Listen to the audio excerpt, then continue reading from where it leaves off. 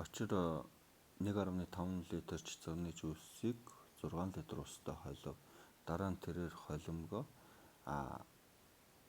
25 ширхэг одоо шилэн тэнцүү хуваасан бол шил тос бүрт одоо хэдэн миллилитр орсон бэ гэж. За тэгэхээр эхлээд ус хөндлийнхаа нийт хэмжээг олчих. За 1.5 литр цэцэрлэгэн дээр 6 литр бол ус хийсэн байгаа. Тэгэхээр ингээд 7.5 литр болноосоо за 7.5-ыг болохоор 5 литр бол миллилитр рүү шилжүүлэх юм бол 7500 бол миллилитр болно. Тэгэхээр 7500-аа болохоор миллилитр болохоор 25 ширхэг шилэнд хийсэн гэсэн учраас 25 хуваалцах юм бол 2-ыг бөглөө 300 миллилитр болно гэсэн. Өөрөөр хэлбэл нэг шилэнд